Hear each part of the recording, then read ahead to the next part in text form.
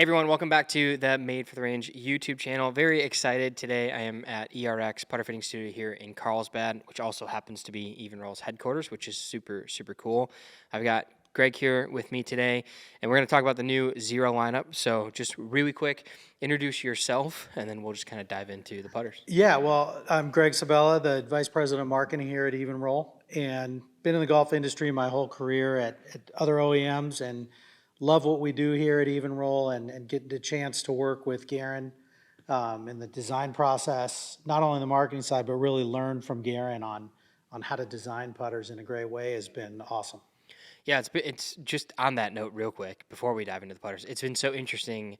Some of the conversations I've had with Guerin about like these little tiny details that he focuses on, and then him having the design and like the artistic background that he has is really cool because there's a little bit more attention paid to some of those areas. His attention to detail is second to none. It's wild. So he'll do a putter and he says, I'll make a comment like, I don't think anybody's going to notice that, and he said that's the point. Yeah. If I didn't still do it, matters they to would him. notice it, so I'm doing it so they don't notice it. It's a great learning process. No, it's super cool. Even like he showed me some drawings and stuff last time I was here before the Neo Classics came out, and he showed me some drawings and stuff, and I'm like, yeah. So like when you draw a putter, how do you know that it's gonna work? And he's like, I just know. And he's like, I can tell you right now that this putter I just drew on this drawing, he's like, that thing's gonna be 352 grams. I'm like, what? I was like, there's no way you know that. He's like, I would put my money on it that it will be within 2 grams of 352 grams. And I'm like, okay.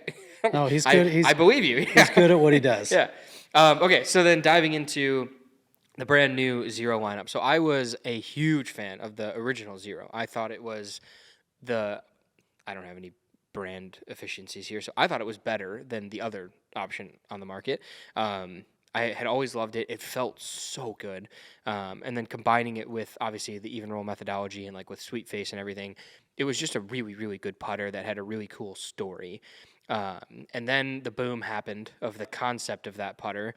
And you guys, what I appreciate about this, and I spoke to Alan about it too, is you guys didn't just rush out a putter to compete with it.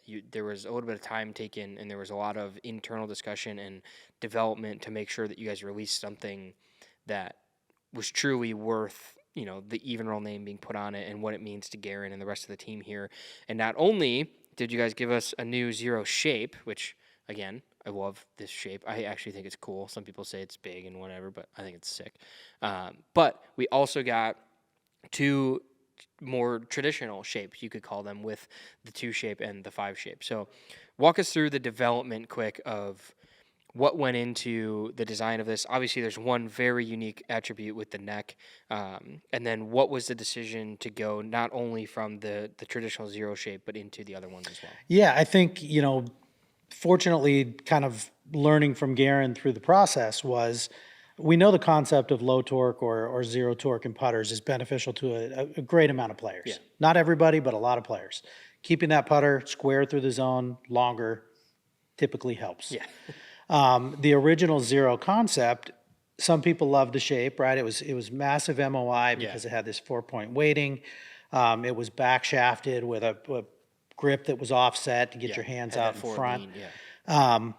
To your point, we could have done that again and just put new head shapes on it. And I think Guerin took a different approach and said, hey, for the majority of players out there, there's a lot to get over here. There's not only a unique head shape, but there's the shaft going into the back, there's an offset grip, and there's a lot of shaft lean, which puts your hands out in front, which, for some players, for a lot of players that Alan will fit in here, the more you get your hands out front, the more they go left.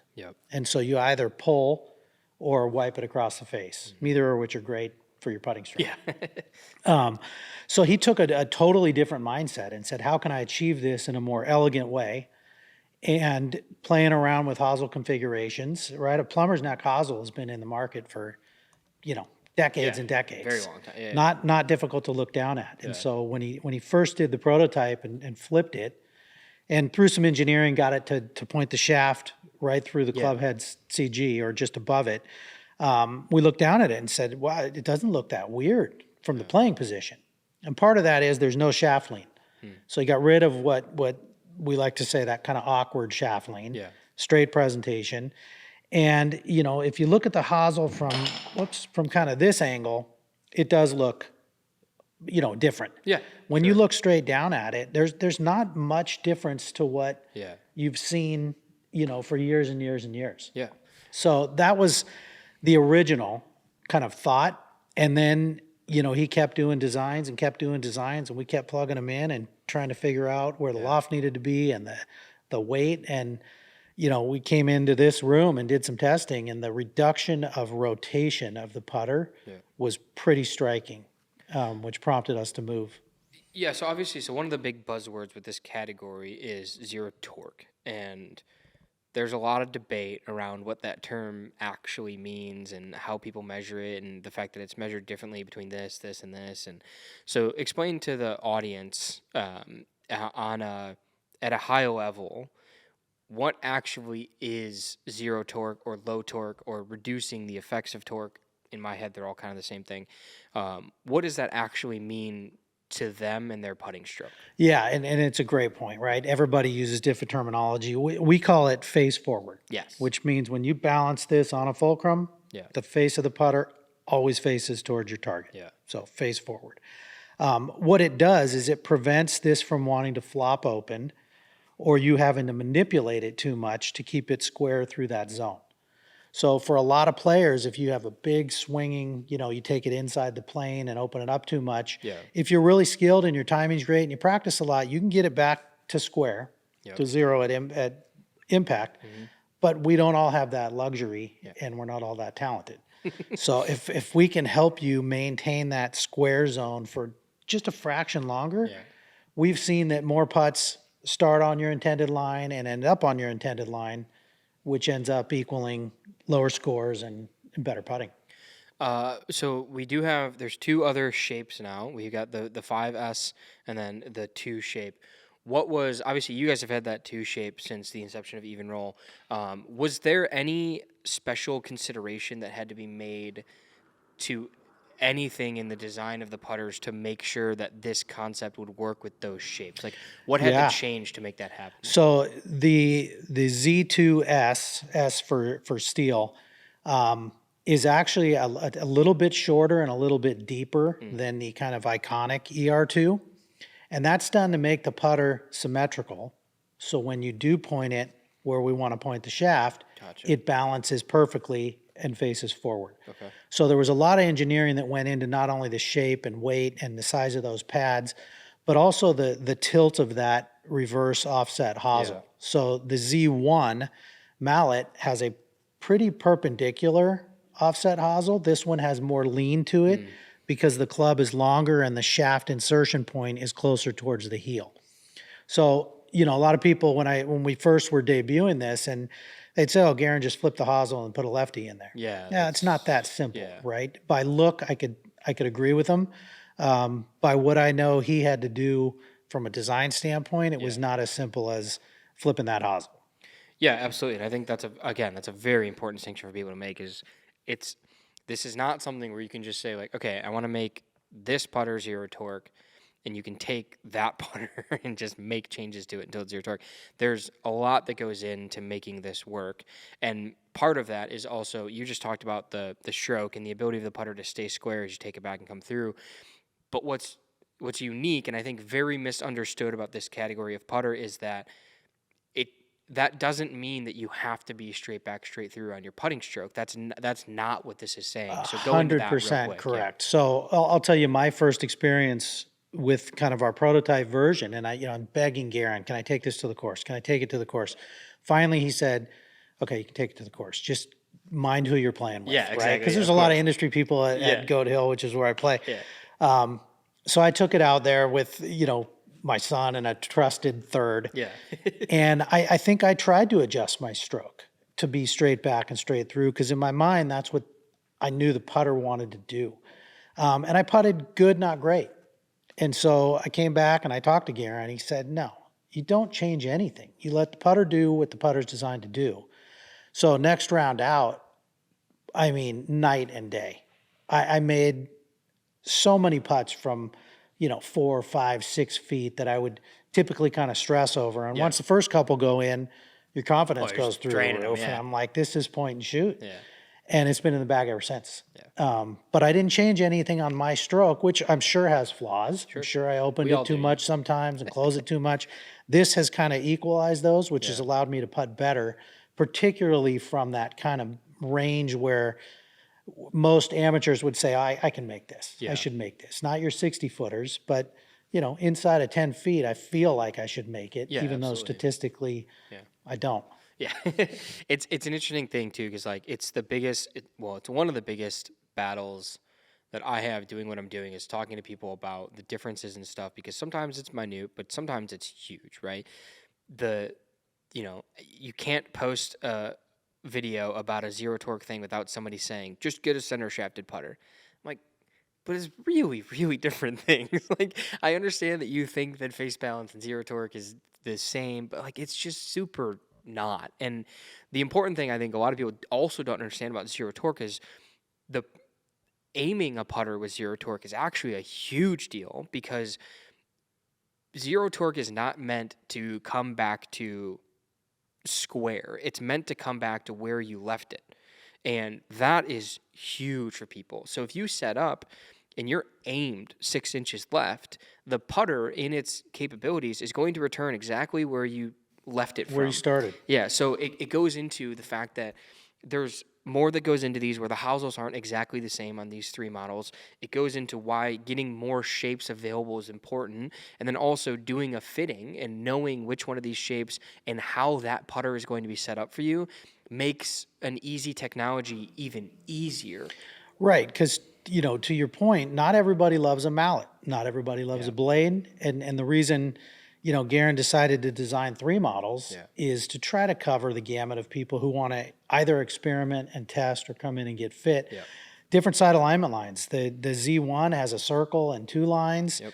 The Z2 has got 1 line and 2 dots, and the Z5S has got 2 dots, a line, and then those 3D mill lines on that back edge, which kind of act as a perpendicular aiming. Yeah, with that window too, yeah. So, we think we've provided choices for most golfers, and we'll continue to innovate. And Guerin has, thankfully more drawings and more sketches and more designs in the works to innovate within this category, along with our traditional, regular plumber and offset and single bend shafts.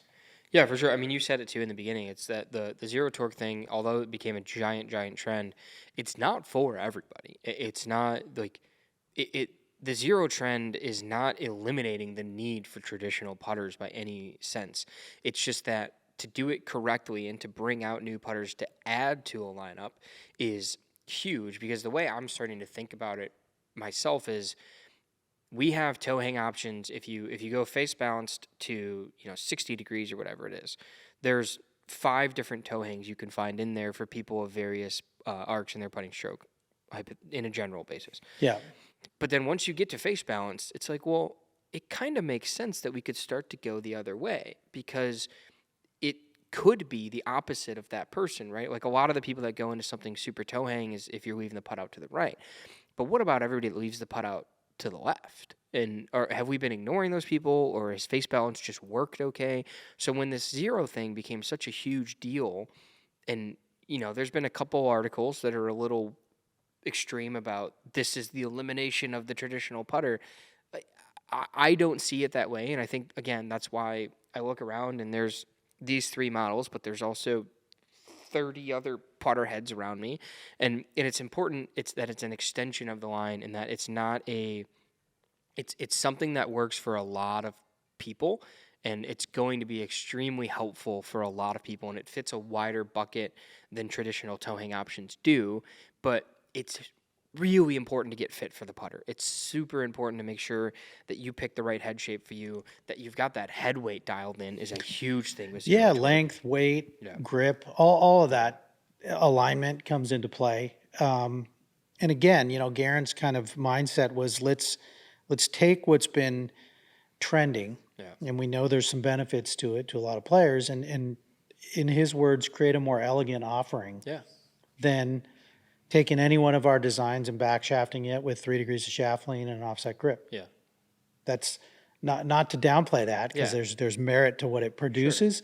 we wanted to come at it at a different angle. And we still do have Zero in our line, Yeah. which is a back shafted with an offside grip. Yeah, oh yeah. So depending on your preference, we want to have more. There are some people who want to feel the feel of 303 stainless steel, Yeah. Z2S and Z5S. Some people really love the feel of 6061 aluminum. Yeah. Different sounds, different sensations. So that's the beauty of kind of putters and putter fitting is it's not just some flat edge on the end of a stick. There's a lot that goes into the design of it and the kind of overall club. Yeah. Awesome. And then just lastly, you've teased it a couple times that Guerin might have some drawings of some new Zero stuff. Is there any tease you can get of any? I mean, are we talking like neoclassics style with inserts? I mean, where no, are we going here? no, probably 100% milled. Okay. At least at this point, shape wise, I will say some shapes that you will be familiar with. Nice. And then, it's no secret that the long putter has made its way back into players' bags. Sometimes it never left, but you've seen more of that on tour. Absolutely. So we will have an option of a little bit larger footprint version of that Z1 for people who putt with, a long putter. Awesome. All right. Yeah. Well, thank you for the quick sit down. Appreciate it. Again, we're going to have a bunch of shots of this stuff. You guys will have seen it in the video. So really cool stuff here. I love that the Evnroll line or the Zero line got an expansion and that it kind of goes along with the rest of the story of the company too.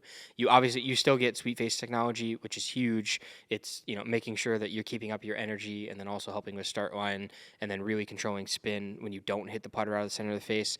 And having that technology packed into this creates a really, really good feel. The visuals are obviously awesome with the new shapes. So really, really cool stuff here. I can't wait to see how it expands. I'm excited for the long one, even though I don't really use that. I just think they're cool. But yeah, just moving forward, I think it's going to be an awesome little expansion here, and I'm excited for what you guys are doing. Yeah, well, appreciate you having me on, and any questions or follow-ups, let me know. Happy to answer them. Awesome. Well, that's it for now, everybody. If you want more, subscribe to Made for Lane's YouTube channel. We're always trying to do a little bit more over here. And Greg, I'm sure I'll see you soon with some new stuff. Absolutely. All right. Thanks. Thank you.